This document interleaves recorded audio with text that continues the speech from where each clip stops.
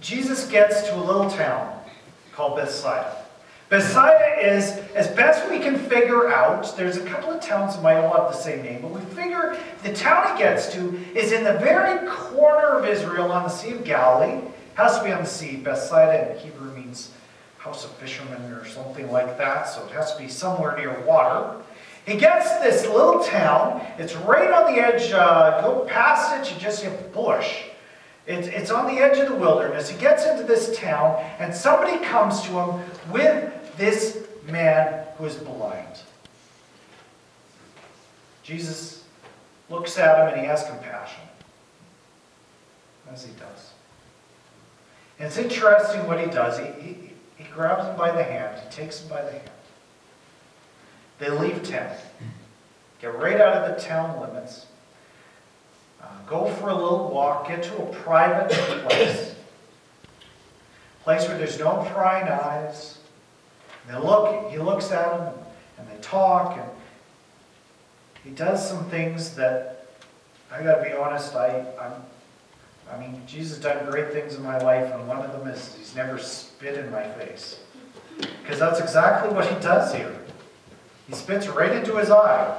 Why does he do that? We'll come to that. Well, I don't know the full answer. We'll come to a little bit of why this is different. He spits into his eye. He places his hand on his eyes. He prays for him. And he asks, "Can you see?" This is one very different miracle of all the ones that we find in the gospel, because the answer is, well, a little bit. I can see people, they're walking around, but they look like trees. In other words, his sight isn't fully restored. His sight is not great. A few years ago, we were, as a family, down in Florida. Staying in Orlando near Disney World, and we drove out to the ocean and went to the beach. And the kids were a fair bit smaller than they are today, and I was trying to keep a careful eye on them. And all of a sudden I kind of looked up, and it was a nice, beautiful day. It was a calm day, but all of a sudden a large wave was right on top of us. And it was quite a bit bigger than anything we encountered the rest of that day. And it swept over us, and it knocked me right off my feet. And I jumped to my feet trying to see my kids. And I couldn't see them. And it wasn't that the kids weren't there, it was my glasses were not there. And so we had to drive. We tried to find my glasses, they were gone. We had to drive almost an hour back to Orlando, found a place that does 1 hour glasses, went in there. The optometrist wasn't busy at that moment. She did my eye test. She got about halfway through my eye test. I told her the story of what had happened. She laughed. She said, "Oh yeah, tourists are always losing their glasses here. Usually it's off a roller coaster," but she laughed. She got about halfway through my eye test, and I couldn't see her. But I could tell she suddenly went pale as a ghost. And she turned to me after having gone halfway through my eye test, and she said, "How did you get here? Did you drive without your glasses?" I assured her no. My wife drove. No, I wouldn't be able to see anything. I think that's kind of how this gentleman was when he got halfway through the miracle. He could see a little bit. Now, if I take my glasses off, I can kind of tell. I can see the burgundy of the chairs, and I can kind of see some breaks in the burgundy, a little bit of colors, but I certainly can't see anybody's faces. I cannot tell you who's who. I think that's exactly what this gentleman was like. He was at this stage where he could see a little bit, but not much. So Jesus reaches down and he does the miracle again. At least part of it. And it doesn't talk about him spitting again. It talks about, though, he lays his hands on the man's eyes again. At this time, when he asks him about what he can see everything. tells the man, don't go back into the village. Head straight home. Don't go talking anyway. Just go home. What's the scoop on this? Why? Usually the miracles work the first time. And I think part of the answer lies in this passage I read before we get to the miracle. Now, I talked about this, I got my mic off, didn't I? When I took off my glasses. Portion that we looked at right before this, what I read before this, I talked about it last Sunday. I know many of you weren't here last Sunday. Go and you can find it on our website. You can find last week's sermon. But I think there's a clue as to what Jesus was doing in this passage last week, that we looked at last week. And that is, the disciples and Jesus get into a boat. They forgot their groceries.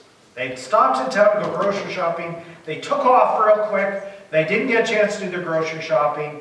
Jesus starts talking in frustration about what had happened the last time.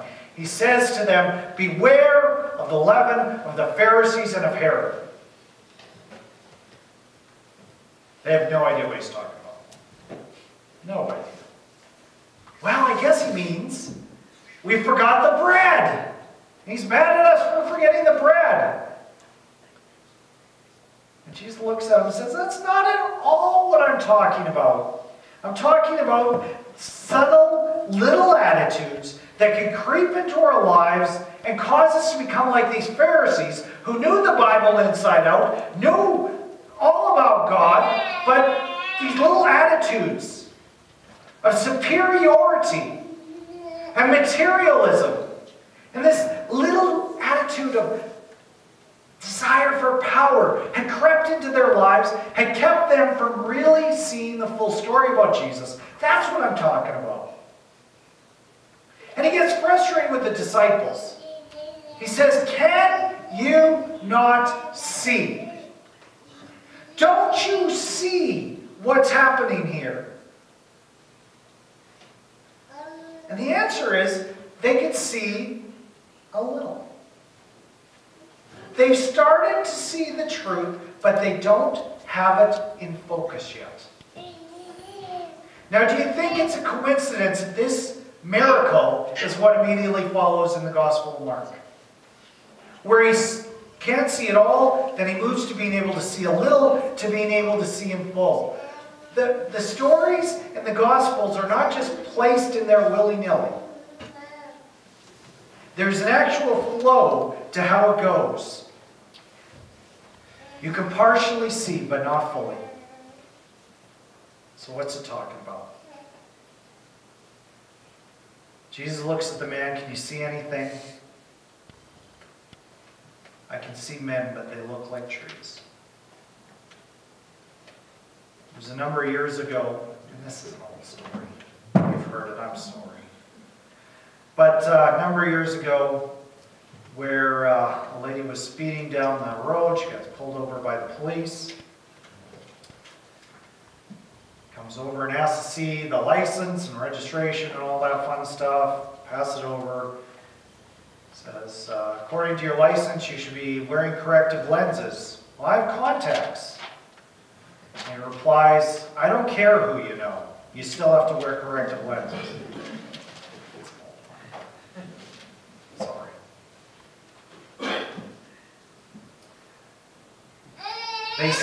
This man sees partway. Some people have looked at this passage and wonder, maybe it was a really sunny day and Jesus just healed him part way so that he wouldn't get blinded by the sun right away and he'd just see a little bit of time. I don't think so. I don't think so. When I consider the Pharisees and Herod who get talked about in the passage before, they knew that there was a problem in our world with sin. And they knew the solution for sin came from above. And they were content with just seeing part of the story.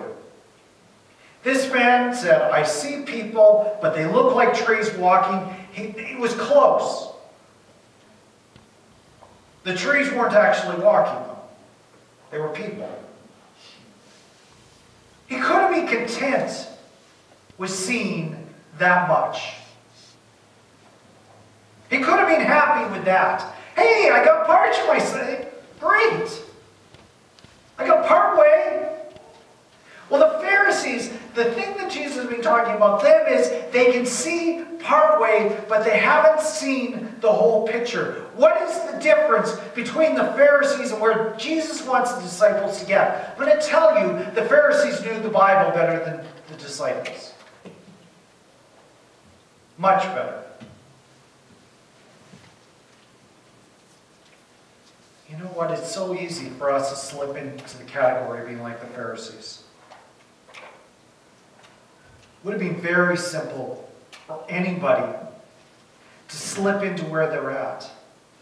To see in parts, but not focused enough. Those subtle attitudes. Superiority. Focus on the material things of the world, the things we can touch and own. Caring about that instead of people, God. Those little things slip in so subtly we may not even notice they're appearing in our lives, but they impair our vision. I'm going to walk us through 3 quotes I discovered this week. First one's by a man named Howard Hendricks, and it's by far the longest of 3 I'm going to do. Millions of Christians live in a sentimental haze of vague piety. Soft organ music trembling in the lovely light from stained glass windows. Their religion is a pleasant thing, of emotional quiver, divorced from the intellect, divorced from the will, and demanding little except lip service to a few harmless platitudes. I suspect that Satan has called off his attempt to convert people, he means these folks, to agnosticism. After all, if a person travels far enough away from Christianity, he or she is always in danger of seeing it in perspective and deciding that it is true. It is much safer from Satan's point of view to vaccinate a person with a mild case of Christianity so as to protect him from the real disease. In other words, maybe if I just take a little bit of Christianity, if I like some of the music, if I like just some of the teaching, that's what it's all about, right? Like the Sunday stuff, but don't worry about it Monday to Saturday. A gentleman by the name of Martin Lloyd-Jones wrote, "They," and he's talking about the same group of people, "seem to know enough about Christianity to spoil their enjoyment of the world, and yet they do not know enough to feel happy about themselves. They see, and yet they do not see." That's the right idea right here. They want a little Christianity. They like the idea of a big guy up in heaven. Takes your side sometimes. Maybe a little bit of fire insurance from hell, that kind of thing. But that's not what Jesus is after here. This is kind of like a man who looks and sees, but people look like they're trees walking. It's just part of the story. But you know what? There's something remarkably wonderful in all this. Jesus gets upset with the disciples in the boat. Because they see, but they don't see. They're falling into the same trap as the Pharisees. They're going down the same road. Isn't it a great thing that Jesus doesn't just tell them, well, that's it, you're done. Get out of the boat. We're going to pull over the side. I'm going to go find a new group of disciples. I'm done with you people. Hey, great that Jesus doesn't say that. I love that. He takes them the next step. Because there is hope. I want to give you a quote by A.W. Tozer, who said, as we begin to focus upon God, the things of the Spirit will take shape before our inner eyes. The more we learn to look at God, the more we're going to turn away from those subtle attitudes. The more we can move forward. There is amazing hope here. Even the Pharisees he's not done with them yet. Some of them are going to come around. What's the difference between a disciple and a Pharisee? Those subtle attitudes that keep me from being who I was created to be. They sneak into everybody's life. How do we become the person who sees everything? What's the difference between the Pharisees and the disciples? It's Jesus. Jesus. It's the only difference. The Pharisees had done everything they could to be the best for God. Yet it's done nothing but breed a feeling of superiority in them. That I'm better than everybody else. Boy, that can sneak in. I've struggled with that. I've caught myself many times looking down on other people. I think if we're honest, probably everybody has. That's where the Pharisees went. Disciples, they end up turning to Jesus. Not relying on themselves. Jesus took the initial step of bringing them salvation, as he does to all of us. And that's that first step of opening our eyes. But there's good news. Jesus doesn't come just to save us. He comes to change us. There's a fancy word that we have in the church life called sanctification. That's where Jesus later on comes along and he helps us to grow and to become the person that we were created to be. It's a lifetime process. It doesn't happen overnight. It's not one step. But in this, he does demonstrate it because he does this healing. This man is like salvation. But then he does more for him. He helps him to see more clearly. Isn't that great? Jesus is not done with us. Jesus is not done with us. Does it take a long time? Absolutely. I have a bunch of thoughts when I read this passage. One is that the work of Jesus takes steps. Many think that we should be there.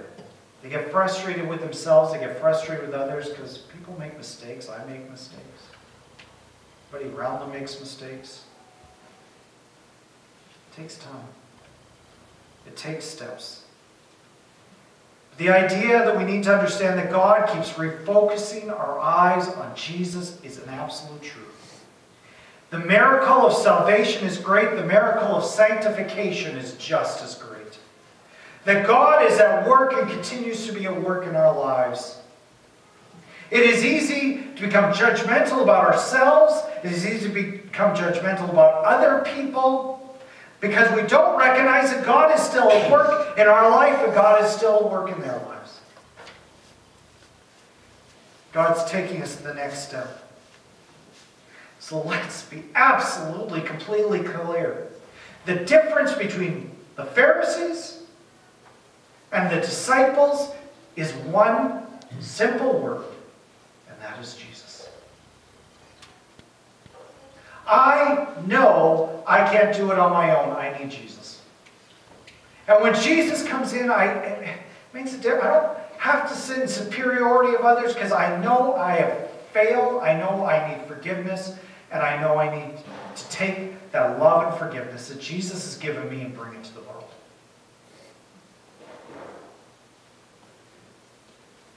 I don't have to be there yet. I have a couple other thoughts that are completely, maybe they're completely unrelated. I'm not sure. I haven't decided yet. But I love this. Jesus does not turn any of his miracles, in particular this miracle, into a circus event. Isn't that interesting? Jesus grabs the man's hand and says, "Come with me." And they go for a walk, and they leave the village. They actually go outside. And that's where Jesus does his miracle. And then he looks at the man and says, "I don't even want you to go back to the village, just go home." He knows this, that this man doesn't need to be the center of attention. That this these private miracles are quite common. Why? Because Jesus cares about the individual instead of a big display. Isn't that a remarkable thing about you would think? He's done something really good here. I don't know about you, but sometimes when I do something that actually turns out, I kind of like everybody to know. I kind of want to receive some recognition for that. I want to get praise for that. Jesus doesn't need that. I was actually just reading this week of somebody who does not believe in God at all, who said that he didn't want to have to follow a God who needed our praise. Well, I look at the scriptures and I see a God who doesn't need our praise. We need to praise him. It's us who needs to worship, not God doesn't need it. God knows who he is. He doesn't need us to sing about, how great he is. He doesn't need that. He knows. He knows he's bigger than us. But we need to acknowledge it for us. And Jesus knows this man needs privacy more than he needs to be in the middle of a circus. I get another thing out of this. God does not always need to act the same way all the time. Jesus heals this man in a different way than he does anybody else. He spits in his eye. I'm glad he doesn't do that a lot. Spit, I've explained this once before. He occasionally does use spit in the Gospel of Mark. It's because there was a belief that there was healing property in spit, and so it was kind of symbolic of healing. So he does occasionally use it, but here he places it directly into the man's eye, and he prays over him, and we get a partial healing, then he does it again, we get a full healing. It's different than the other miracles. God doesn't have to work the same way all the time. It's not a linear route that he follows, and often all of us can feel that, well, God acted this way in my life, therefore that is always normal. I've heard people say that God did this to me. I got this spiritual gift, or God did this in this order in my life. And therefore, since he acted this way to me, he's got to act this way to you, right? He's got to always do the same thing. And God doesn't have to act. We're all individuals. Why can't God treat us as individuals? It's not a bureaucracy. God treats us uniquely. God acts in our lives uniquely. And it's a sad thing when we force somebody else to follow our exact model.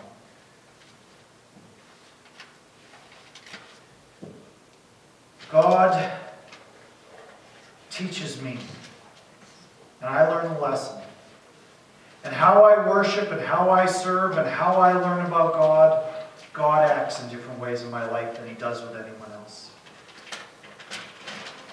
I'm going to tell you the bottom line with this passage to me. There's in this a warning about letting some subtle attitudes sneak into our lives. About attitudes about my own goodness, my own power, my own abilities. These attitudes sneak into our lives. But how do we stop them? It's Jesus. It's focusing my attention on Jesus. And knowing that I don't have to be at the end of the race, at the beginning of the race. I can get there. I can work my way there. The key thing, though, is to keep moving with Jesus. So we're going to sing